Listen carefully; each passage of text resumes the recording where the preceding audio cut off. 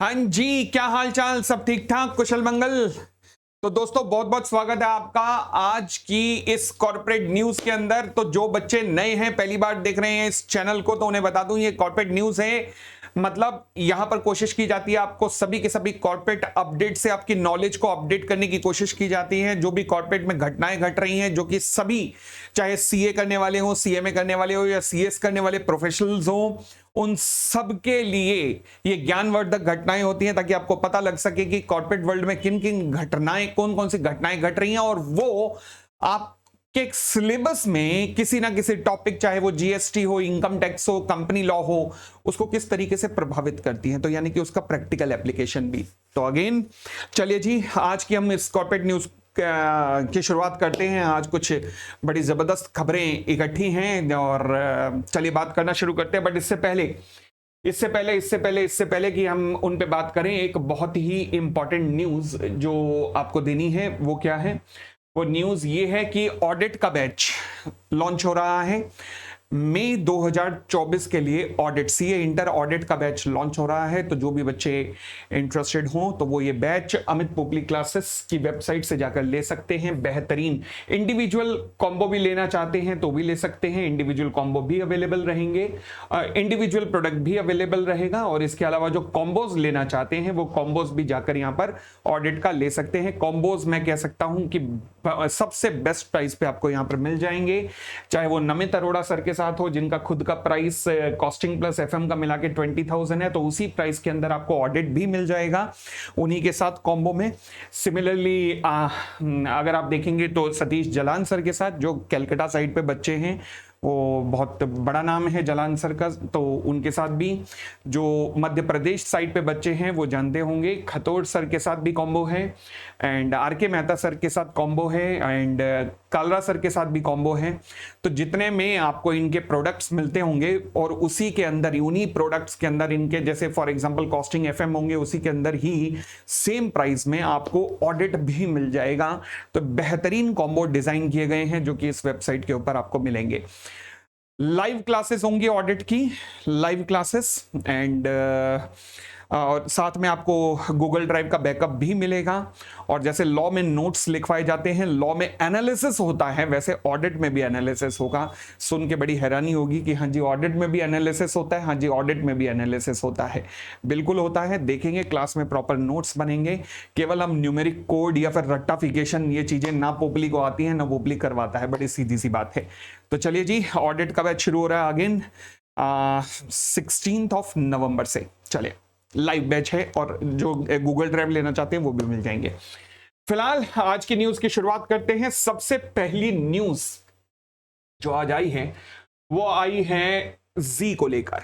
जी, wow, बड़े time से हम लोग इस न्यूज को फॉलो कर रहे थे। पिछली 3 4 5 क्लिपिंग्स के अंदर अगर आपने देखा हो, कॉर्पोरेट न्यूज में हर जगह मैंने जी की बात की है।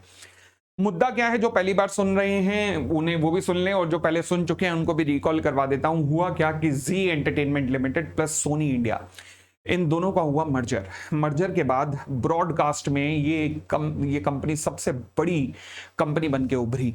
बट मीनवाइल जी के जो प्रमोटर हैं, मिस्टर सुभाष चंद्र और उनके पुत्र मिस्टर पुनीत गोयनका, इन दोनों के खिलाफ सेबी ने एक्शन लिया। कुछ एम्बेजलमेंट ऑफ द फंड्स थे इनके, जो इनकी मतलब जो कंपनियां इनके अंडर थी, for example Zee entertainment limited ही।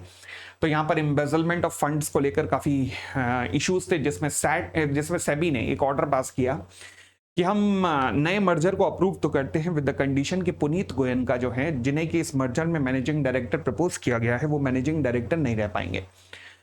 अब अगर नहीं रह पाएंगे तो भाई साहब, इस मर्जर को अप्रूवल मिल चुकी थी एनसीएलटी से, नेशनल कंपनी लॉ ट्राइब्यूनल से, कंपटीशन कमीशन ऑफ इंडिया से, क्रेडिटर से। अब सारी अप्रूवल दोबारा आनी थी। तो इस ऑर्डर को, सेबी के इस ऑर्डर को सैट में चैलेंज किया गया। सेबी के ऑर्डर के खिलाफ अपील फाइल होती है सिक्योरिटी अपीलेट ट्राइब्यूनल में, मतलब सैट कहते हैं उसे। आज सैट ने सेबी के इस ऑर्डर को सेट असाइड कर दिया है, मतलब साइड पे रख दिया है, जिससे अब राह क्लियर हो गई है कि ये पुनीत गोयनका ही इसके मैनेजिंग डायरेक्टर रह सकते हैं, नई कंपनी के भी।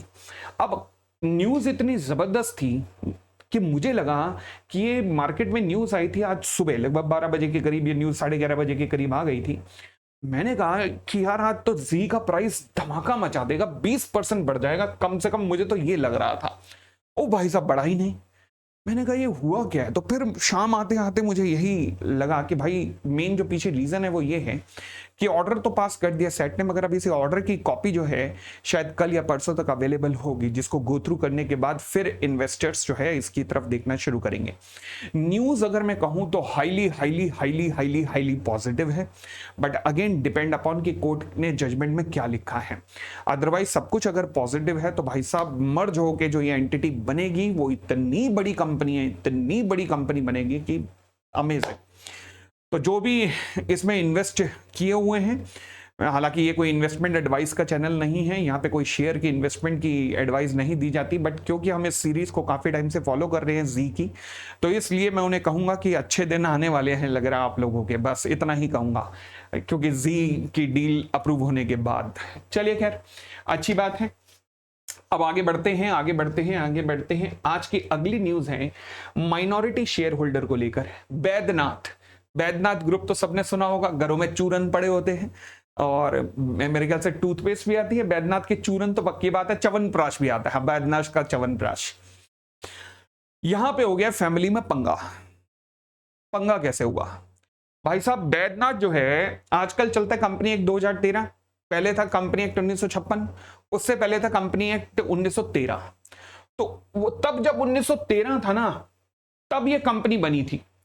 तो बड़े बड़े मतलब जिसे कहते हैं, क्या कहते हो आप, नॉलेजेबल लोगों ने मिलकर ये कंपनी बनाई। कुछ इसका एक फैमिली ट्री दिखाता हूं मैं आपको, देखिएगा। लेट रामदयाल जोशी और लेट राम नारायण वैद्य, इन दोनों ने मिलकर ये कंपनी बनाई थी। पहले ये प्रोप्राइटरशिप कंसर्न थी, फिर बाद में 1913 एक्ट के अंदर ये कंपनी बनी। ये फैमिली ट्री है। आज की डेट में जो कंपनी के ज्वाइंट मैनेजिंग डायरेक्टर हैं वो है अनुराग शर्मा। कौन है? अनुराग शर्मा। ये ज्वाइंट एमडी है जो कि कंपनी को संभाल रहे हैं। ये किसकी फैमिली से आते हैं? नारायण वैद्य फैमिली से, राम नारायण वैद्य की फैमिली से आते हैं। ओके, अब रामदयाल जोशी जी की फैमिली में दो लोग हैं, राजेश एंड राकेश, राजेश शर्मा एंड राकेश शर्मा। इन दोनों ने और कुछ और इनकी फैमिली से मिलकर लोगों ने एक कंप्लेन फाइल किया ट्राइब्यूनल को कि बैद्यनाथ में फ्रॉड हो रहा है, बैद्यनाथ में अकाउंट्स में सारा फ्रॉड है, और ये फ्रॉड अभी से नहीं पिछले कई साल से चल रहा है, हमारे हितों को भी नुकसान पहुंच रहा है। अच्छा, इन्हें माइनॉरिटी क्यों कहा है? कंपनी एक्ट में क्योंकि इनके पास मेजॉरिटी शेयर अनुराग शर्मा के पास होंगे, इनके पास कम शेयर होंगे, तो इसलिए इन्होंने माइनॉरिटी शेयर होल्डर यहां पे टर्म किया गया इन्हें, और इन्होंने कंप्लेन फाइल की है मिनिस्ट्री ऑफ कॉर्पोरेट अफेयर में, और ये केस दिया गया है, ये केस सौंपा जा रहा है। किसको सौंपा जा रहा है? एसएफआईओ को। एसएफआईओ क्या आता है? सीरियस फ्रॉड इन्वेस्टिगेशन ऑफिस, जहां पर भारत में घटित होने वाले सीरियस अपराधों की इन्वेस्टिगेशन की जाती है। तो ये जो मामला है जहां पर अनुराग शर्मा जो कि करंट जॉइंट मैनेजिंग डायरेक्टर हैं बैद्यनाथ ग्रुप के, उनके ऊपर सीरियस फ्रॉड के इल्जाम लगाए गए हैं माइनॉरिटी शेयर होल्डर जो कि फैमिली मेंबर्स ही हैं उनके द्वारा। तो अब इसकी इन्वेस्टिगेशन शुरू हो रही है, तो देखते हैं क्या होता है आगे आगे। जैसे जैसे अपडेट आएगा मैं आपको I will keep on updating you. तो ये दूसरी ग्रुप थी, बैद्यनाथ ग्रुप को लेकर ये न्यूज थी। अगली न्यूज पर आते हैं। अगली न्यूज है हमारी, नॉट 20% ऑफ को लेकर न्यूज नहीं है, अगली न्यूज है हमारी, central government approve national window system for the company incorporation. Okay, आप जानते हैं कि कंपनी के इनकॉर्पोरेशन में बहुत सारी फॉर्मेलिटीज होती हैं। फॉर एग्जाम्पल, कई बार कंपनी के इनकॉर्पोरेशन में जैसे आप कई बार ऐसा होता है कंपनी का पैन नंबर नहीं है, डायरेक्टर्स का डायरेक्टर आइडेंटिफिकेशन नहीं है, जीएसटी नंबर नहीं है, लेबर नंबर नहीं है, और फैक्ट्री नंबर नहीं है। तो इसलिए मिनिस्ट्री ऑफ कॉर्पोरेट अफेयर की वेबसाइट पर अब एक नया पोर्शन शुरू कर दिया गया है जिसे नेशनल विंडो सिस्टम कहा गया ऑफ कंपनी, NWSC। इसके अंतर्गत आप जब कंपनी के इनकॉर्पोरेशन के लिए एप्लीकेशन फाइल करोगे तो उसी एप्लीकेशन के अंदर जीएसटी नंबर भी मिल जाएगा, कंपनी का पैन नंबर भी मिल जाएगा, डायरेक्टर आइडेंटिफिकेशन नंबर भी मिल जाएंगे, कंपनी का इनकॉर्पोरेशन भी हो जाएगा, नेम भी हो जाएगा, और जितने भी जितने भी कंसर्न मिनिस्ट्री से, स्टेट गवर्नमेंट से, सेंट्रल गवर्नमेंट से अप्रूवल होते हैं, सब एक ही विंडो के अंदर, यानी कि एक फॉर्म भरोगे आप, और एक फॉर्म भरने के साथ ही सारी क्लियरेंस उसी फॉर्म के अंदर आ जाएंगी। और यहां पर इस लिंक पर आपको मिनिस्ट्री ऑफ कॉर्पोरेट अफेयर की वेबसाइट पर पूरा स्टेटस भी पता लगता रहेगा कि आपकी एप्लीकेशन का स्टेटस इस वक्त क्या है। तो आपको different website, different state government, central government को फॉलो अप करने की जरूरत नहीं है, सब कुछ आपको एक ही वेबसाइट पर मिल जाएगा। बहुत अच्छी शुरुआत सेंट्रल गवर्नमेंट ने की है ईज ऑफ डूइंग बिजनेस में। इंडिया का नंबर, पक्की बात है, बहुत अच्छे नंबर पे आ जाएगा, अब ये पक्की बात है। बहुत अच्छी शुरुआत है and we should congratulate central government for this initiative. आगे बढ़ते हैं। आज की हमारी अगली खबर है एमसीए को लेकर। कहता है जी एमसीए ने डीमैटेरियलाइजेशन ओके कर दिया है प्राइवेट कंपनीज में भी है। हाँ भाई, हम तो ये जानते थे कि केवल लिस्टेड कंपनियों में डीमैटेरियलाइजेशन होता है, ये तो पुरानी घटना घट गई। 2019 से अनलिस्टेड पब्लिक कंपनीज में भी डीमैटेरियलाइजेशन होने लग गया, परंतु अब 2024 से डेडलाइन रख दी गई है 30 सितंबर 2024। 30 सितंबर 2024 तक प्राइवेट लिमिटेड कंपनी, उनको प्राइवेट लिमिटेड कंपनीज को छोड़ देना जो कि स्मॉल कंपनीज के नेचर की हैं। स्मॉल कंपनीज कौन सी होती हैं? वो प्राइवेट लिमिटेड कंपनी जिनकी पेड अप कैपिटल 4 करोड़ तक, टर्नओवर जो है 40 करोड़ तक होती है, वो स्मॉल कंपनीज है। तो फिर बाकी जितनी भी प्राइवेट लिमिटेड कंपनियां हैं, सबको अपनी सिक्योरिटीज को डीमेट करवाना पड़ेगा, डीमेटीरियलाइज करवाना पड़ेगा। तो ये अगेन बहुत अच्छा स्टेप, क्योंकि फिजिकल ट्रांसफर ऑफ शेयर्स में कई पेचीदगियां रहती हैं, तो इन सब पेचीदगियों से बचने के लिए बहुत अच्छा स्टेप अगेन लिया गया है मिनिस्ट्री ऑफ कॉर्पोरेट अफेयर्स के द्वारा।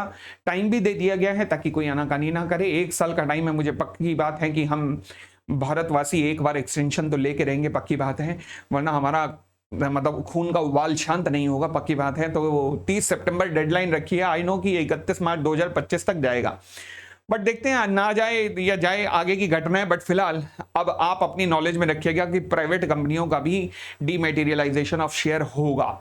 अब जिनका May 24 अटेम्प्ट है, जो सीए या सीएमए या सीएस के बच्चे हैं, तो सवाल उठा क्या हमारे सिलेबस में आएगा, इफेक्टिव होगा? देखो सीए में तो बिल्कुल नहीं आएगा। सीएस और सीएमए क्योंकि जून में एग्जाम होंगे, तो आपका अपडेट अभी पता लग जाएगा कि आपका इंस्टीट्यूट देता है कि नहीं। बट फिलहाल सीएमए में भी चांस नहीं है मुझे, सीए में तो आएगा ही नहीं। सीएस वाले एक बार जरा अपनी अमेंडमेंट शीट देख लेंगे, क्योंकि मैं सीएस नहीं पढ़ा था, तो इसलिए मैं उसमें ज्यादा नहीं कहूंगा। सीएमए में नहीं आएगा, पक्की बात है, क्योंकि आज ही अमेंडमेंट आई है। सीए में तो आ ही नहीं सकता। चलिए और आगे बढ़ते हैं, और आगे बढ़ते हैं। अगली न्यूज है हमारे पास गोदरेज को लेकर। लो जी, गोदरेज को लेकर क्या न्यूज है? गोदरेज ने रिसेंटली टेक ओवर किया है रेमंड का बिजनेस। रेमंड का गोदरेज, कौन सी गोदरेज? गोदरेज की भी कई कंपनी है, Godrej property, Godrej consumer goods, कौन सी? तो गोदरेज कंज्यूमर्स।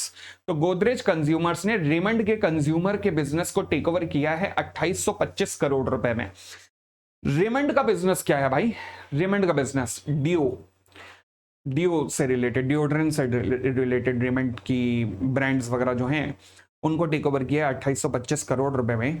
तो अब जो समस्या आई है वो ये आई है कि यहां जीएसटी का इशू आया एक। तो मैं आपसे रिक्वेस्ट करूंगा कि आप इस कमेंट में जरूर लिखिएगा कि आपके हिसाब से क्या इस पर जीएसटी लगना चाहिए या नहीं लगना चाहिए, इस सेल पर, जहां पर रेमंड्स ने अपना कंज्यूमर ड्यूरेबल बिजनेस उठाकर बेच दिया है गोदरेज कंज्यूमर्स को 2825 करोड़ रुपए में। क्या इस पर जीएसटी लगना चाहिए या नहीं? रेमंड कहता है नहीं लगना चाहिए, परंतु जीएसटी डिपार्टमेंट कहता है लगना चाहिए। Director general of GST investigation कहते हैं लगना चाहिए। अब डीजीजीआई कहते हैं लगना चाहिए, रेमंड कहता है नहीं लगना चाहिए। मैं आपका व्यू पूछना चाहूंगा कि लगना चाहिए या नहीं लगना चाहिए। और फिर जैसे इस पे कोई भी जीएसटी डिपार्टमेंट का आगे कोई भी स्टेप आता है, या फिर मैं अगली कॉर्पोरेट न्यूज में 1 या 2 दिन के अंदर ही एक बहुत ही रेप्यूटेड जीएसटी फैकल्टी को क्लास में एक संवाददाता के रूप में लाऊंगा और उनसे पूछवाऊंगा कि बताइए लगना चाहिए या नहीं लगना चाहिए। तो फिलहाल आप अपने ज्ञान का सागर जरूर कमेंट में बरसाइएगा और बताइएगा कि लगना चाहिए या नहीं लगना चाहिए। ठीक है जी, तो ये थी हमारी आज की कॉर्पोरेट न्यूज एंड उम्मीद करता हूं, एक बार मैं दोबारा से सारी रिकॉल करवा देता हूं आज क्या क्या घटनाएं घटी हैं। पहली घटना, सेट ने सेबी के एंटरटेनमेंट लिमिटेड और सोनी के मर्जर से ऑर्डर से रिलेटेड क्वेश्चन मार्क्स को साइड पे रख दिया है। पुनीत गोयनका ही जी प्लस सोनी के अब मैनेजिंग डायरेक्टर बनने वाले हैं। तो डील का रास्ता क्लियर है और कंपनी के शेयर होल्डर के लिए बहुत अच्छी खबर है। Minority share holder Baidyanath group में फैमिली में बहुत बड़ा झगड़ा हो गया है और एम्बेजलमेंट, फ्रॉड वगैरह कई इल्जाम लगा दिए गए हैं माइनॉरिटी ग्रुप के द्वारा अनुराग शर्मा जी के ग्रुप पर, जो कि कंपनी के मैनेजिंग डायरेक्टर हैं, जॉइंट मैनेजिंग डायरेक्टर हैं। अगली खबर है हमारी, एक ही विंडो क्लियरेंस मिल गई है, नेशनल विंडो क्लियरेंस सिस्टम, जिसमें अब पैन नंबर और टिन नंबर, जीएसटी नंबर और सारे नंबर जितने भी लेबर से रिलेटेड, प्रोविडेंट फंड से रिलेटेड एक ही फॉर्म के अंदर मिल जाएंगे जब आप कंपनी का इनकॉर्पोरेशन करवाओगे। अगली न्यूज हमारी प्राइवेट कंपनी को लेके है, जहां पर अब डीमेटीरियलाइजेशन उसके शेयर्स का हो जाएगा। 30 सितंबर 2024 तक सभी कंपनीज को इंप्लीमेंट करना है। अगली खबर हमारे लिए गोदरेज की लेकर है। गोदरेज और रेमंड के बीच में जो डील हुई है, जो कि जीएसटी के स्कैनर में आई है, जिसका आपने इस क्लिपिंग को पढ़कर जवाब देना है कि क्या इस ट्रांजेक्शन पे आपके अनुसार जीएसटी लगना चाहिए या नहीं लगना चाहिए। तो ये थी हमारी आज की खबरें। उम्मीद करता हूं आपको ये न्यूज पसंद आई होंगी, आपके नॉलेज में इससे वृद्धि हुई होगी, और अगर हुई है तो प्लीज इस वीडियो को लाइक जरूर कर देना और हो सके तो दोस्तों को शेयर जरूर कर देना। हम मिलते हैं ऐसे ही अगली कॉर्पोरेट न्यूज के साथ। Thank you, thanks a lot, bye bye, take care, खुश रहिए।